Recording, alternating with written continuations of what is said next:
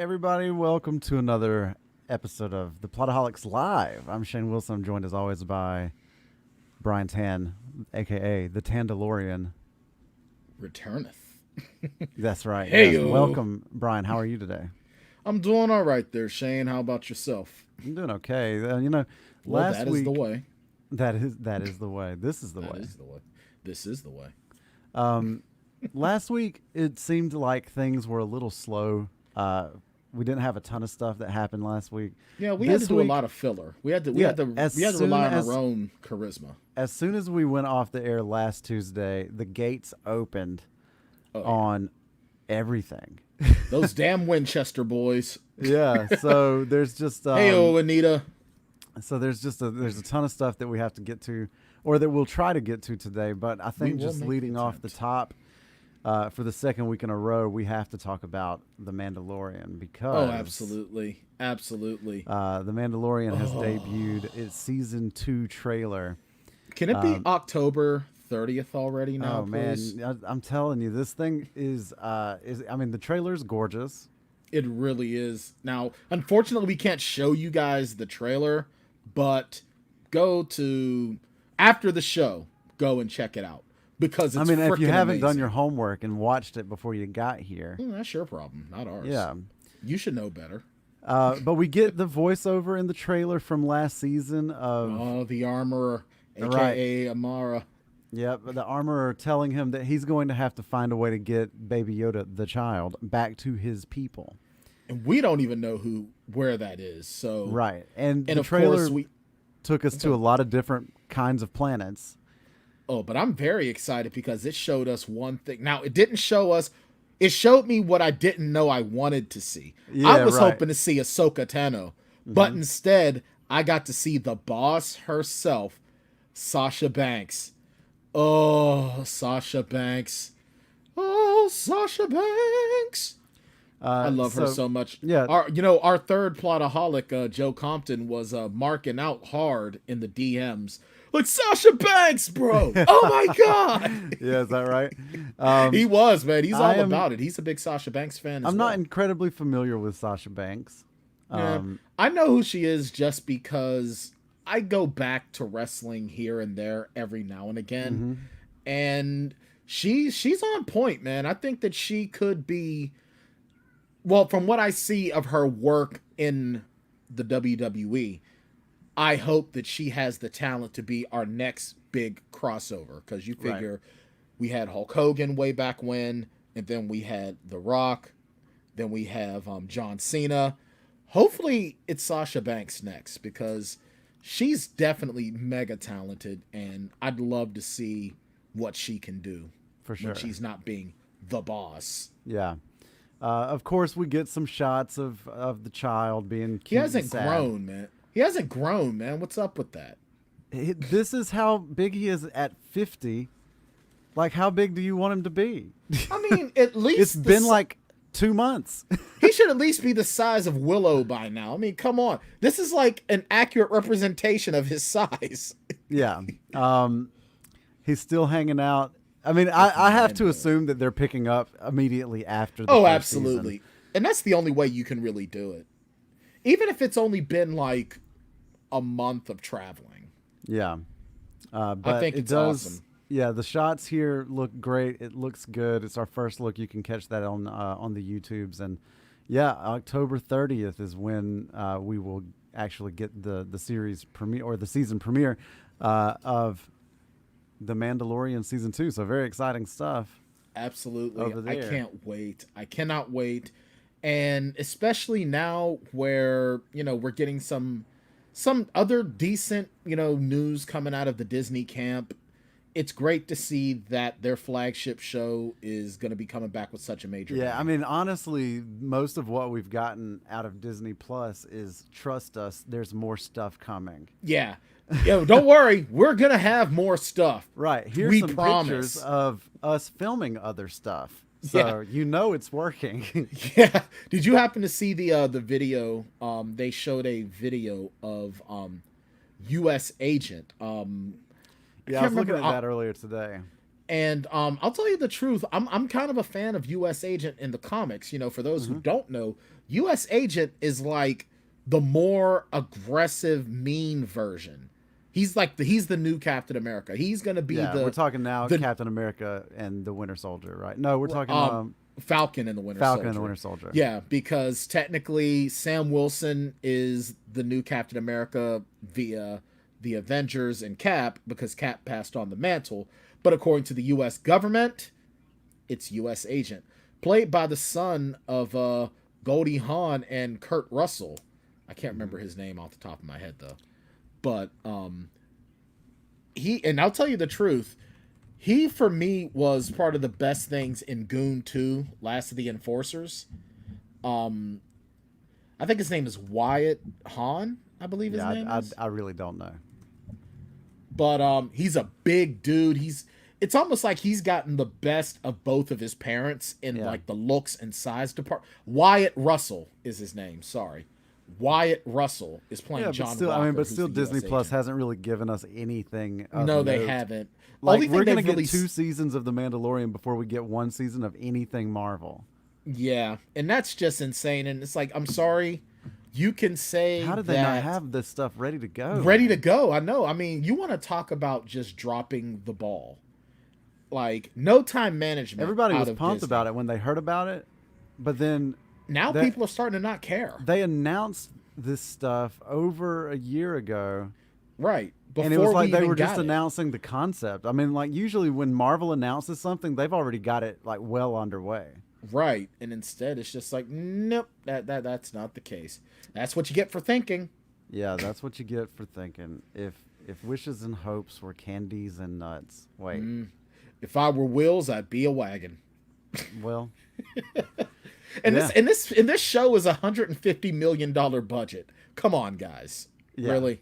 And by granted, 100 means Falcon and the Winter Soldier, not the Plotaholics Live. Oh man, if the Plotaholics Live had $150 million budget, we would be standing up somewhere.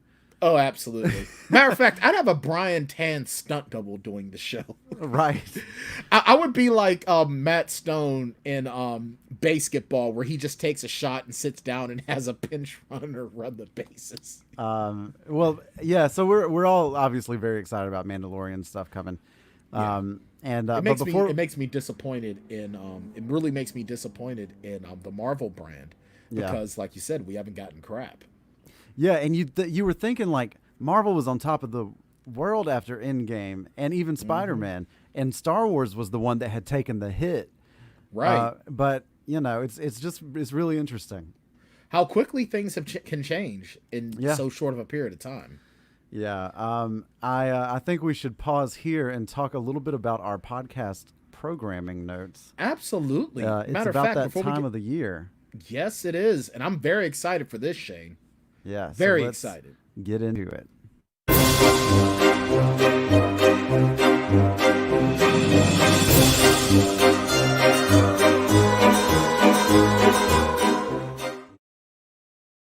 That's right. It is the great return of the listeners' Halloween. Last year, Brian, you'll remember that we did sort of 4 different weeks, and each week was a different subgenre, and we let people vote on their favorite from a pre-curated list of subgenre films.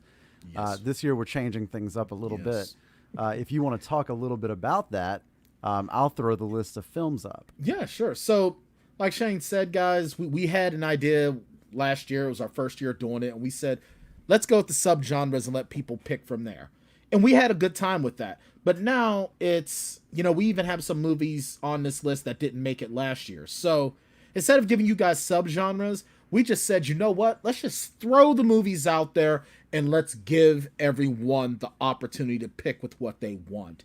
Everyone is going to have the opportunity to pick 4 movies, and whichever movies get the highest number. Yeah, the top 4 at the end of voting will be the 4 that we cover over the course of October. Right. So you select 4 movies for yourself, and then other people do the same. And at the end of the day, we're going to tally it. We're going to get Bartender Smiley involved. The top 4 movies selected, period. That's right. Will be the films that we do for our Listener's Choice Halloween. And this is a heavyweight ensemble of films. I mean, we've got 2 Jordan Peele movies in Get Out and Us. We have the OG Candyman, Scream, Evil Dead 2 Dead by Dawn, Cabin Fever, Insidious, Halloween 3 Season of the Witch. Now that is a creepy flick. The original Friday the 13th, the original Nightmare on Elm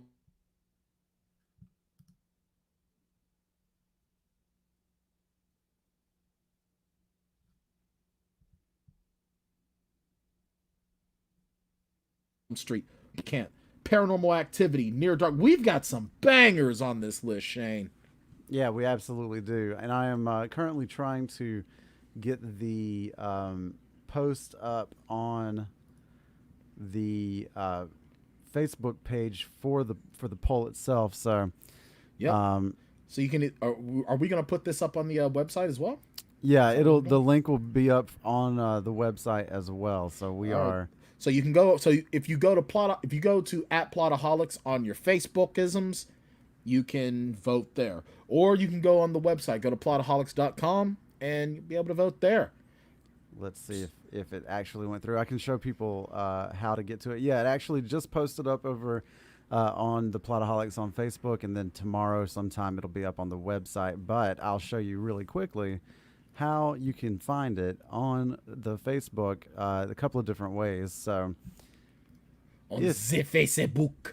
On the Facebook. So here is the Plotaholics Facebook page. Clearly, if you just scroll down, it's under There's Something About Mary. That should actually probably be Meet the Parents now. But if you scroll down a little bit further, then you see the poll right here. Click into that.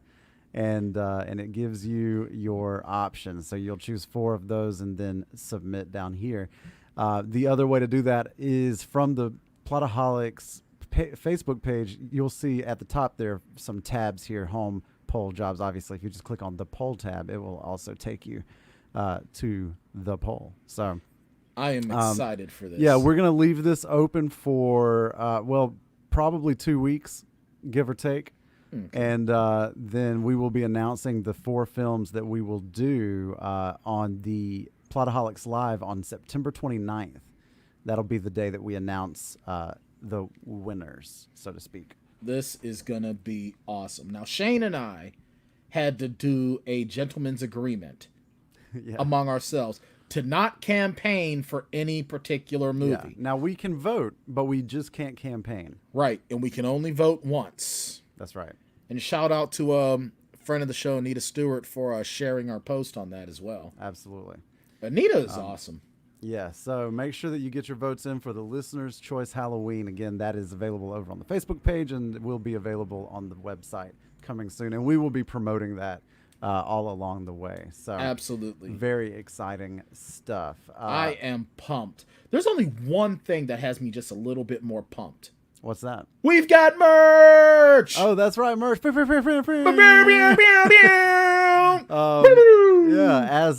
we've been talking about, feel free to purchase your Plotaholics merchandise. Show everyone that you are both a fan of plot and a fan of alcohol with our Plotaholics logo merch. This is on masks, hooded sweatshirts, t-shirts, baseball tees, etc., etc. You can also get When in Doubt, Blame a Wizard. This is particularly good for children whose father you are unfamiliar with.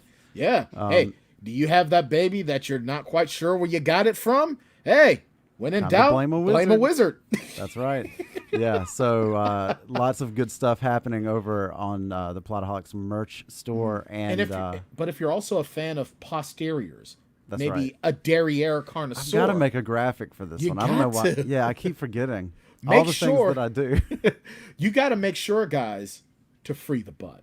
You got to do it. Hashtag free the butts. That's available also at the Plotaholics store. Just go to plotaholics.com and hit that shop button, and it'll take you where you need to go.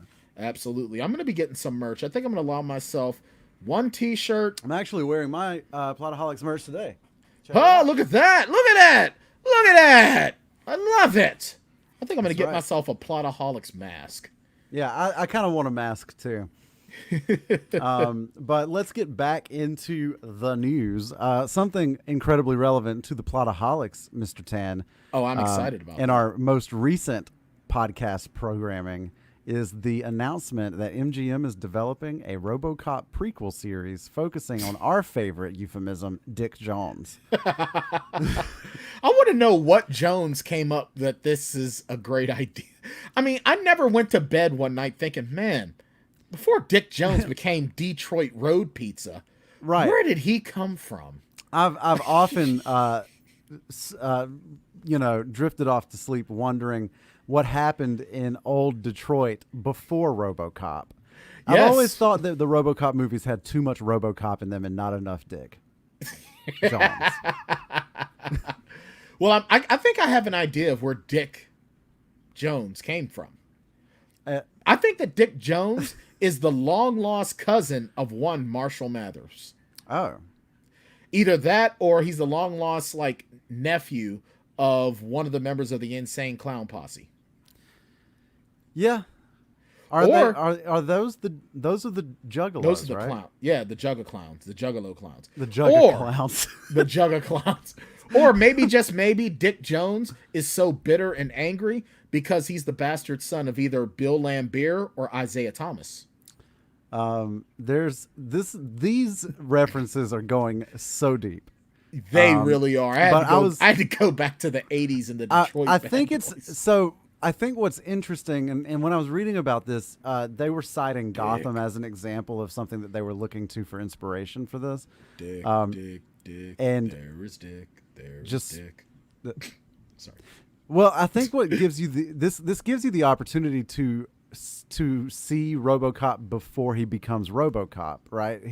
That guy's still a character in this universe. Right. So I guess that somewhere, a young executive, Dick Jones, runs into the father of Alex Murphy, who's going to be probably a retired shoots cop. Alex's parents in an alley behind a movie theater. Yeah, and Alex's mother's name is Martha. That's right. Why did you say that name? Why did you say that name? Oh God! As much as I love RoboCop, this show is I'm Not I here can't for it. Not signing on for it. I don't. You know what? I might watch an episode just to say that I did, just because as a RoboCop fan. But other than that, you know where they messed up is by announcing that it's a RoboCop show.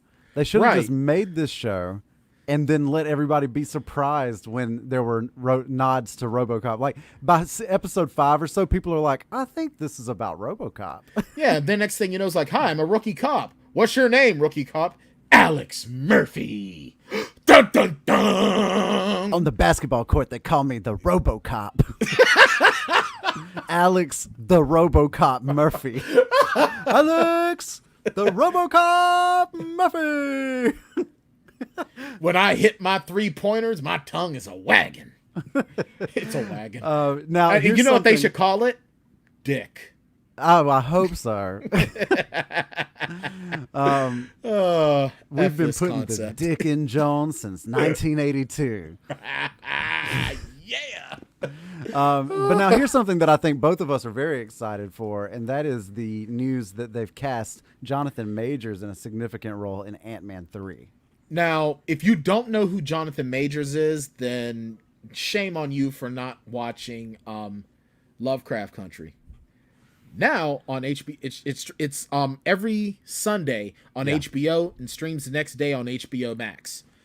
Now, if you've been watching Lovecraft Country, then you know how awesome this guy is. And he always takes the time to walk around in shirts that fit him like a second skin so he can show off his abs and his biceps. In the I guess it would have been the 4th episode because I'm one behind.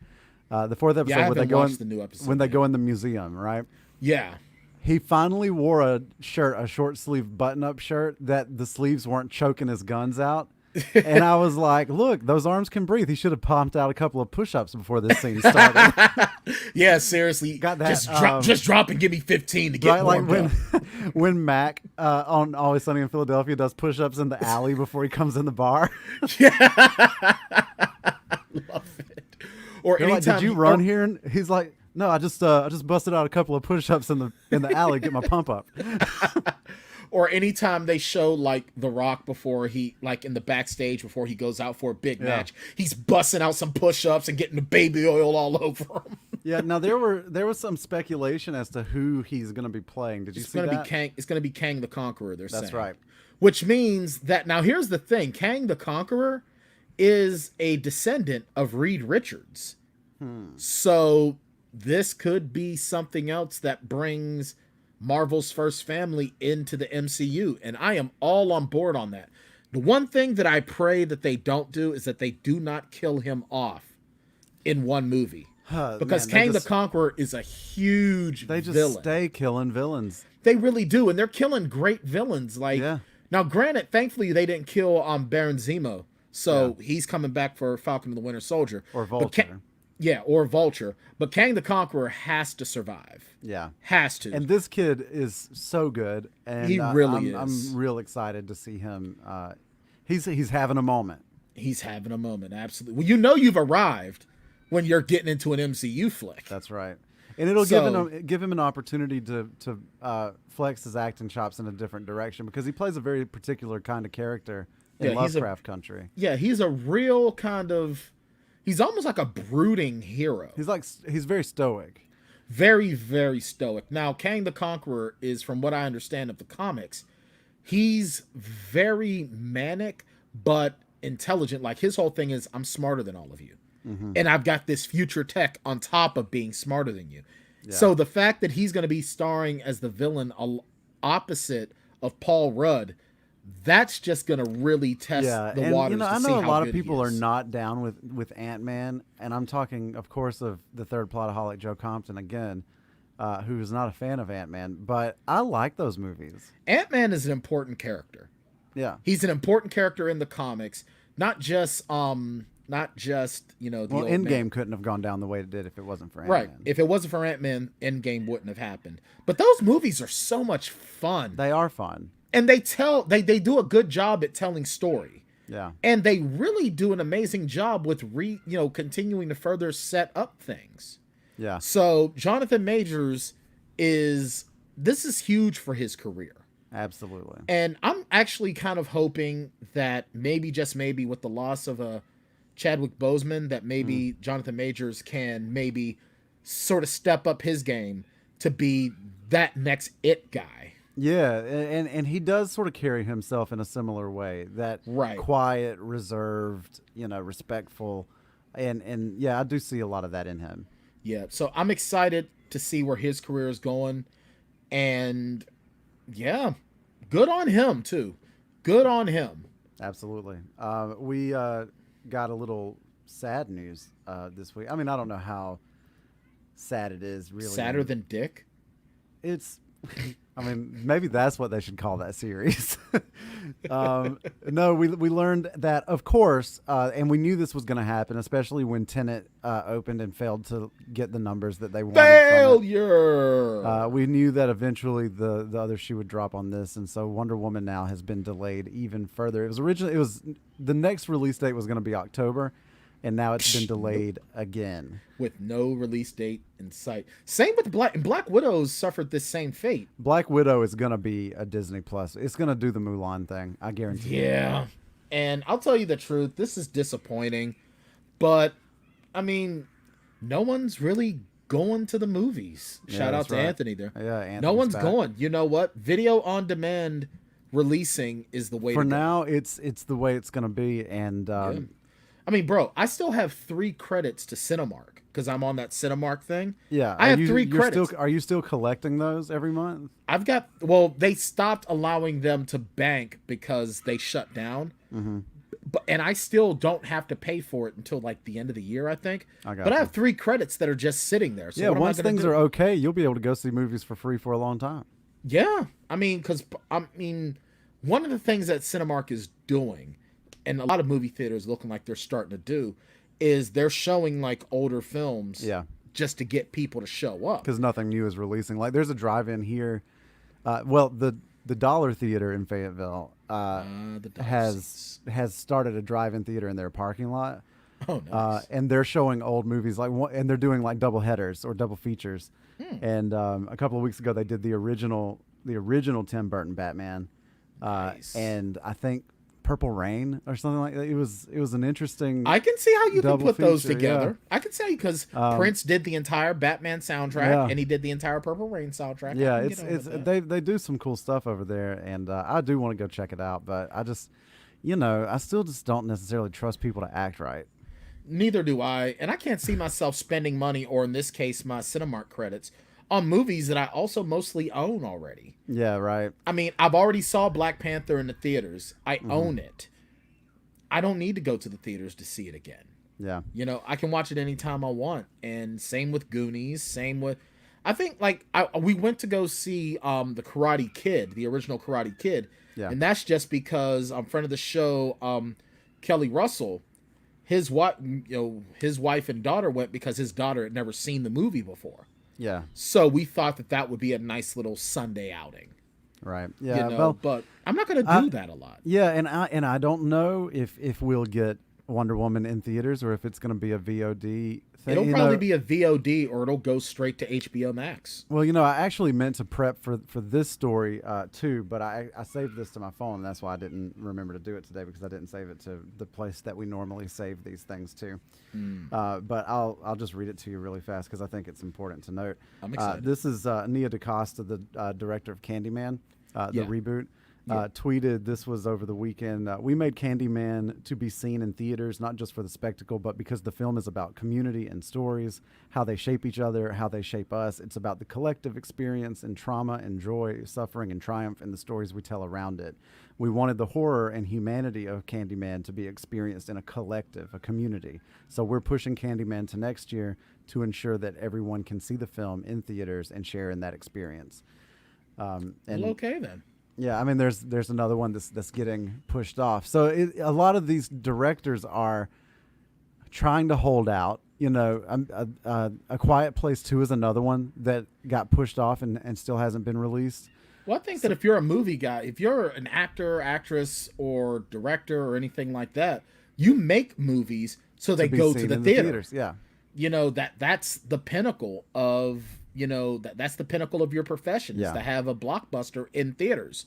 It's just like, musicians could just do music and release CDs, but no, they tour. You want to play live. You want to be in front of people. Right. So I get it.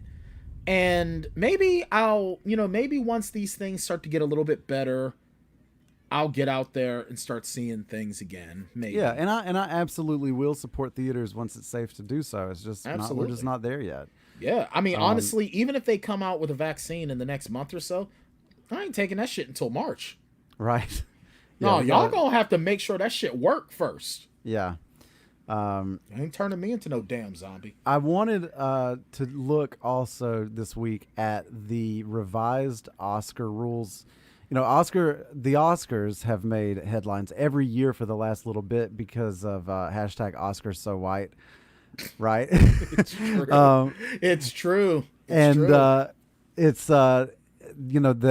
not been nominating women or women of color or people of color really in any of the major categories, not at any significant rate. Right. Of course not, because it's just like, all right, because they sort of had this idea, this attitude that, well, we're doing you a favor and that's all there is to it. And it's like, no. Yeah. So that's not the way it works, man. So they have released a revised list of standards, and I've got them here that we'll look at. And I'm a real nerd for this kind of thing, like rubrics and how do we try to create an objective situation in which we can do review these things and still be fair.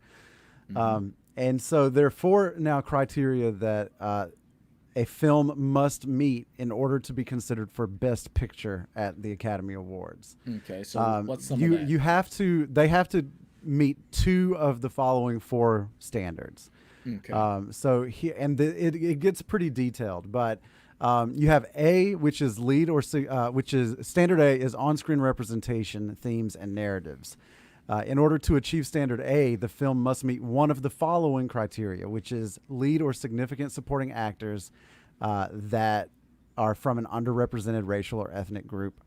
At least 30% of all actors in secondary and more minor roles are from at least two of the following underrepresented groups, and that's women, racial or ethnic groups, LGBTQ, etc. And then main storyline or subject matter. So again, in order to meet standard A, they have to meet at least one of the following, which seems super fair and super easy to do. Right. And what sucks is that you're going to get some of these meatheads and these mouth breathers that, hey, this is Johnny Forsyth, Johnny, yeah. Right. Like, you know, so there are still a ton of like kind of, I would argue, loopholes, but we'll talk about that once we get all the way through it. So then B is creative leadership and project team. So that includes representation in department heads and creative leadership. This would also include, I think, like, directors, cinematographers, composers, etc. And then other crew components, like that's going to just be camera operators, stuff like that. Then standard C is industry access and opportunities. So this is paid apprenticeships and internship opportunities to people from underrepresented communities and training opportunities to those people. And then standard D is audience development, which has to do with people working in the marketing and distribution aspect of the film. So you see, like, you still have the ability to write movies and make movies that are about white people and white men. Cis white men can still be the stars of these movies, you know? Ooh, surprise. As long as you're meeting two of those four standards, which will go some way, but I'm not sure that it's going to go as far. But I applaud the Academy for at least trying. It's at least an attempt, and that's better than the way things have been in the past. And I like that they're quantifying it. Like, that's, I think, really important. Right. And I mean, and all it's saying, and this is what really makes me mad. And today, you and I sort of interacted a little bit with my mindset on as far as dealing with people on social media. Yeah. Because I'm seeing all this negative stuff, and I actually do have a point. I'm not just going on a me jet. Yeah, no, you're good. But it's like all these people are talking about, oh, you want this and you want that, blah, blah, blah, blah, blah. Why don't you just work for it? Here's the thing. You're working for it, not getting the recognition or the opportunities to get to the next level. That's the thing. That's the problem. If you go to school, right, if you get a 4-year degree or whatever from a film school, then you should have the opportunity to walk onto a movie set and get a job. Right. And if you...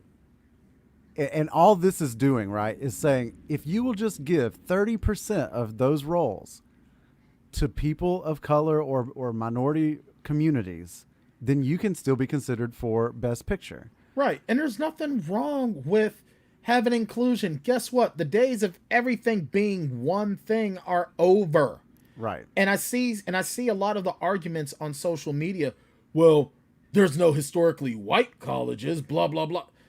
Seriously, all of them were historically white. All of them were historically white at one point. That's why we had to have historically black colleges. Right. And guess what? The HBCUs also have white students and other races of students in them. Okay? Your argument is false. You lose, sir. Good day.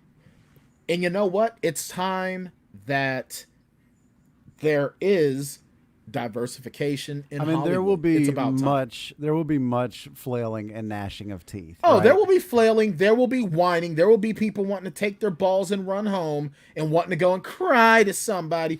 Oh, it can't be all one thing anymore. Those male minorities want stuff. Shut up. Right. You're still going to have Scorsese making your freaking gangster movies. Don't worry. Yes. You will still have your directors. Adam Sandler is still going to go to a lake house with all of his buddies. It's going to be fine. Exactly. And I'm sure in some movies you'll get your one token black person that you can laugh at and make fun of.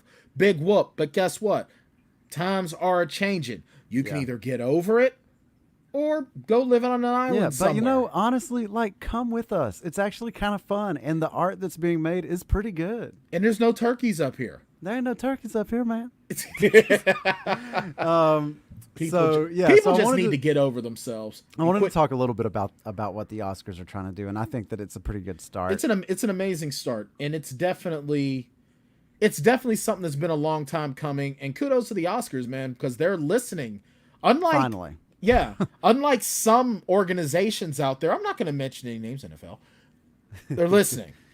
And they're not just throwing gestures. It's all just lip service over there. It really is. There are turkeys over there. Nothing but turkeys over there. Nothing but turkeys over there.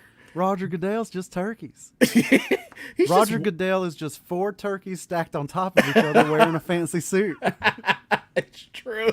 It's so true. Roger Goodell looks like he's related to someone in politics, but I'm not going to say that. He looks like he's related to Foghorn Leghorn.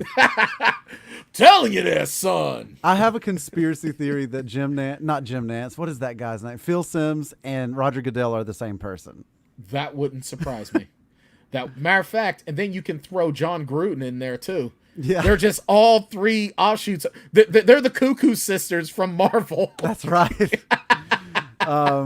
a 4th one as well that's more rapidly advancing because he's a less corrected model. Yeah, that is Brian, all of our big stories of the day. So it's that time once again for It's a Plotaholics Mini Review. Oh, yeah. Every time it's the it's like that little dip. And it's like you've got like a real good drunk slide in there. You know? I like to refer to that. You know that feeling that you would get in your stomach whenever you would go down a dip really, really quickly? That's what that's my vocal dip right there. Brian, you watched a new horror film over on Netflix this week, so I'll let you talk a little bit about #Alive. Yeah. #Alive is a Korean horror flick, and it stars a young man who is a video game live streamer who wakes up one day after his parents have already left to go grocery shopping with his sister to find out that a zombie apocalypse has kicked in.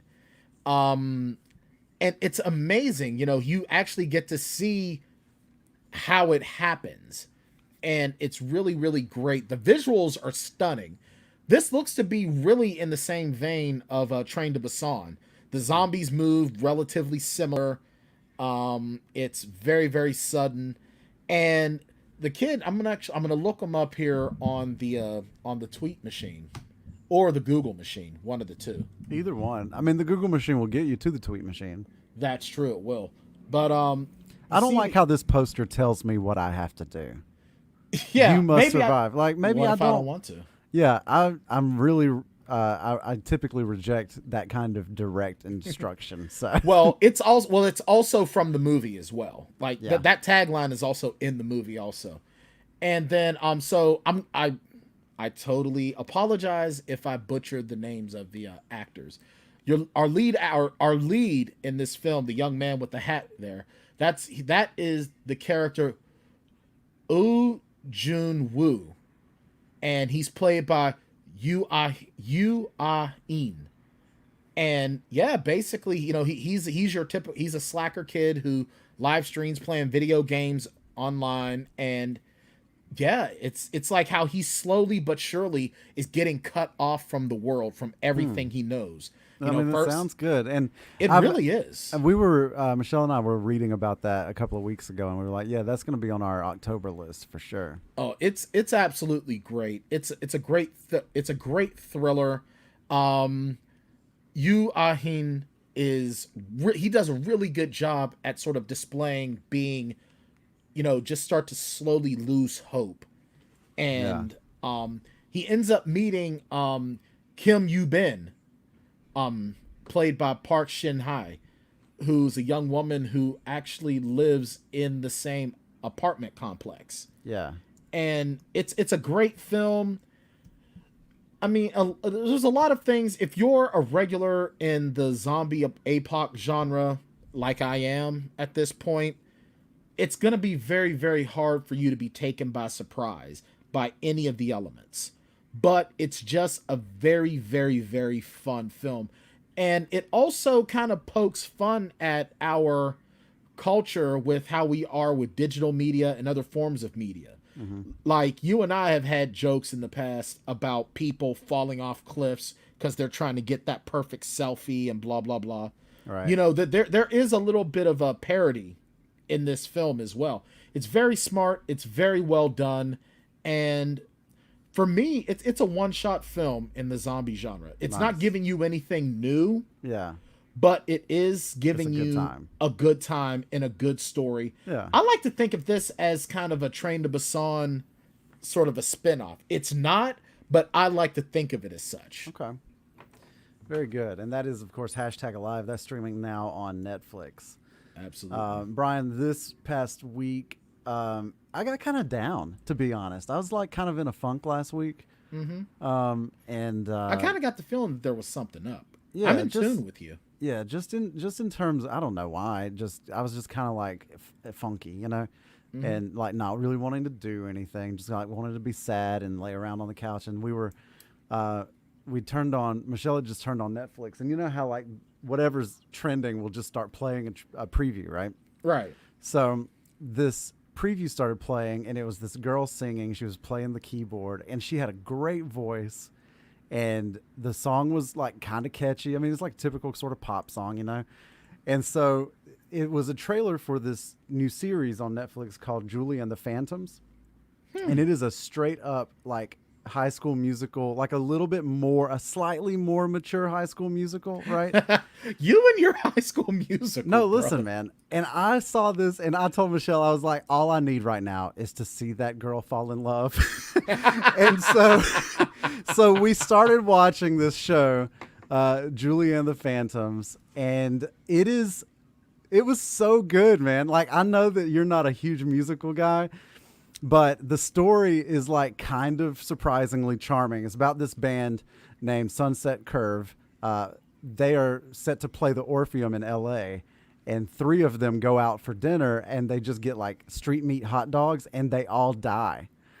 And so then their ghosts get hooked up with Julie like 25 years later, and they start making music together, and people can only see them when they're playing music. Oh, so man. she has to lie to people and tell them that they're her hologram band. And so, but like the music is kind of on point, and it gets Gem really and the emotionally holograms. poignant at times whenever, you know, like the boys were sort of trapped in limbo until she finds their CD and plays it, and it like brings them back. And so then they sort of go around and they find their parents and the people that they left behind and stuff, and they can't communicate with them except through Julie. What's it called again? Julie It's and called the what? Julie and the Phantoms. Julie and the Phantoms. I was about to say, is this like Gem and the Holograms? It's a little bit like Gem and the Holograms, except they're actual ghosts. Wow. That is an amazing premise. I am now going to watch this. It's not bad, man. And the music is on point. And like, there were several times when me and Michelle would look at each other like, did you cry? And we were like, I didn't cry. Did you cry? And it was like, I didn't cry, but we definitely cried. Fair enough. Because it's good, man. Now, is this a movie or a show? It's a series. It's 9 episodes. Okay. And it's by the director that did do High School Musical, but he's freed from like the Disney. So like there's LGBTQ representation here.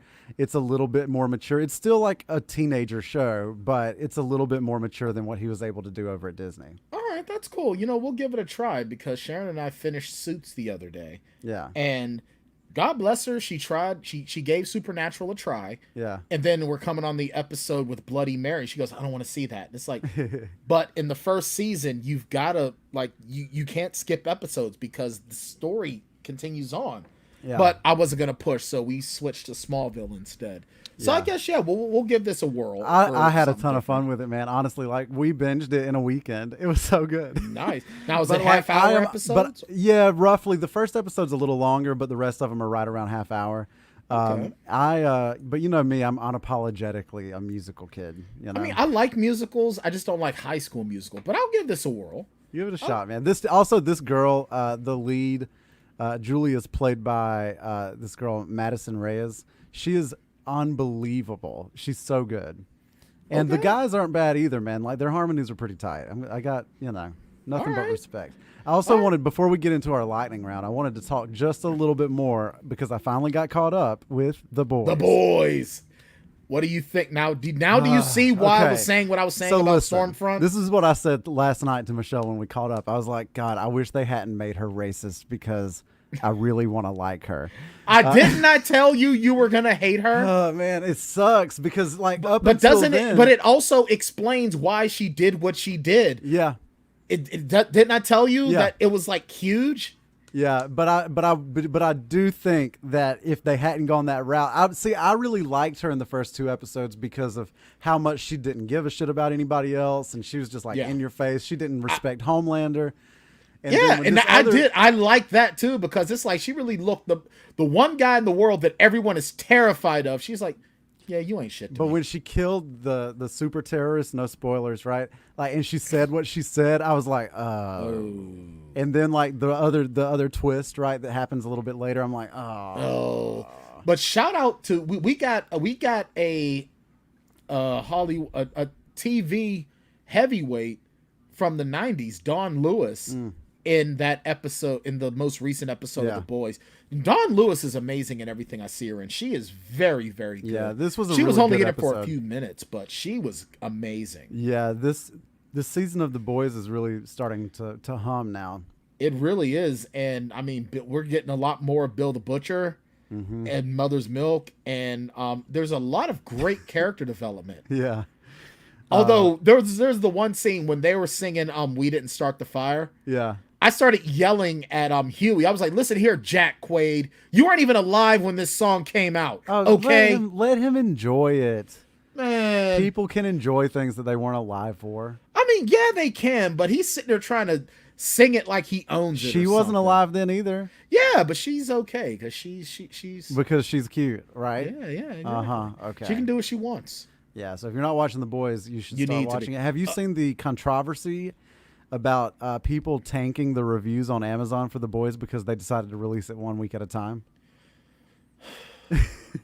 People are so shitty. Fucking trolls.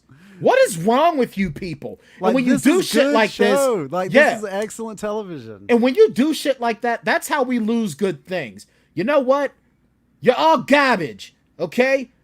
Yeah, all right? I agree. You're muff cabbage. Sorry, I saw the episode of South Park where it was a Jersey thing. Gotcha. So I've been calling people muff cabbage and garbage lately. Yeah, well, that means, Mr. Tan, that it is time for our very first lightning round of the season. Pew, pew.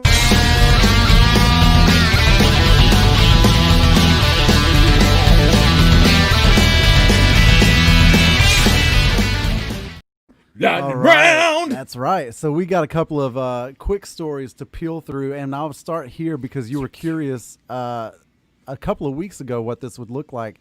We got our first look at the unscripted Fresh Prince reunion, and guess who's here? Aunt Viv, original Aunt Viv. It's glad to see that her and Will could finally put the pettiness of 30 years behind them. Yes. And they are, excuse me, but not social distancing. No, they're not, and that's frightening. But Karen Parsons looks amazing, man. Look at her. Has she aged? No. She really hasn't. It's like they just went back in time and pulled her. Alfonso Ribeiro too. Yeah, I mean, a lot of this cast still looks. Even Jeffrey looks the same. Yeah, no, right? I'm so excited to see them. I can't wait for this. This is going to be amazing, and I especially want to see Will with original Aunt Viv. Yeah, that'll be good. Let's see. Where do we go? We got a fresh look at Matt Reeves' The Batman in a new poster. I can't wait for this movie, and I am willing to wait for as long as it takes. Wishing Robert Pattinson a healthy and strong, speedy recovery.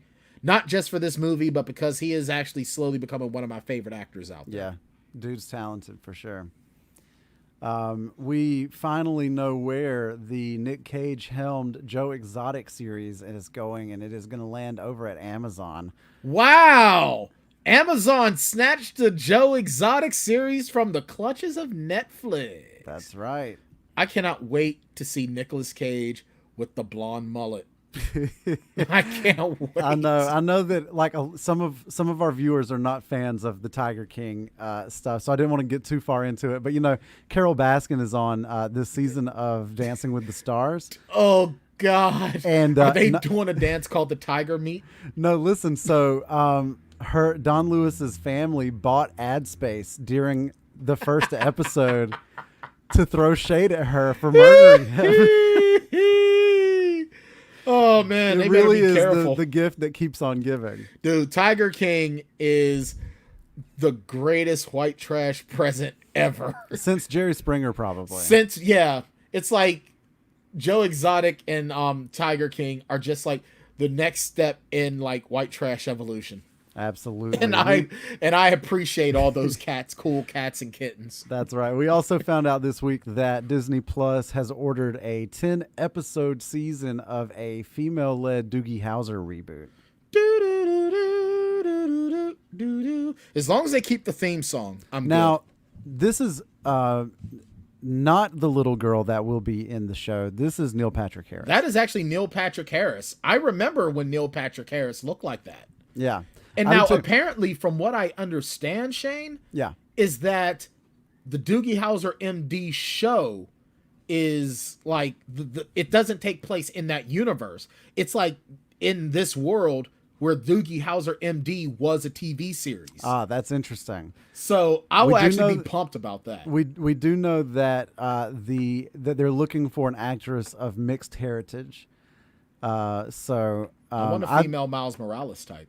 Yeah, right. Yeah, I think I'm here for this. You know, because honestly, man, like we need more women in the sciences, and if this is a way to inspire some young girl to go into medicine, that is awesome. Absolutely, we need less Nurse Ratchets, especially. Have you watched that? Oh my God, I haven't seen. Oh, that's right, they did do a prequels show to that, didn't they? I haven't gotten to see that, but One Flew Over the Cuckoo's Nest is still one of my favorites. Ryan Murphy has done Ratchet for Netflix. I think it's on already. I'm gonna have to check that out because I definitely want to see that. Well, Ryan Murphy is always really good for one season of a show. Yeah. And then after that, it kind of drops off. Kind of falls apart. Yeah. Speaking of something that continues to try to fall apart in front of our very eyes, Neve Campbell has signed on for Scream 5. Why? First movie, down. Second movie, down. Third movie. Third movie I was down for, but the third movie is why I was less down for the rest of them. Yeah, the third movie I'm kind of like, why did you... So now we have Dr. Dreamy, and as much as I love Patrick Dempsey, I wasn't a fan of seeing him in this. And then there was like, well, we're going to do a fourth movie. Why the hell Thor? And now there's going to be a fifth movie. There is a such thing as visiting the well too often. You've done it 3 times too often. Yeah. After you killed Jerry O'Connell, enough is enough, damn it. Enough is enough. Of course, if you are a fan of the first Scream, you can vote for it in this year's Listener's Choice Halloween. Yeah, it's right there. It is right there. Number 4 on the list. That poll available for you guys over at the Plotaholics Facebook page and soon enough over at Plotaholics.com. This, Brian, has been the Lightning Round.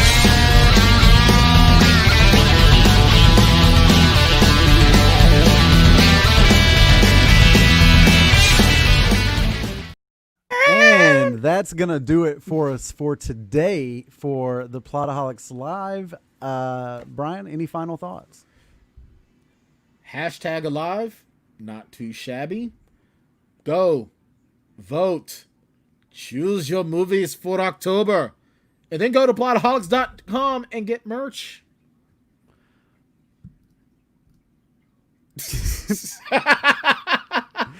Oh, man. Do it.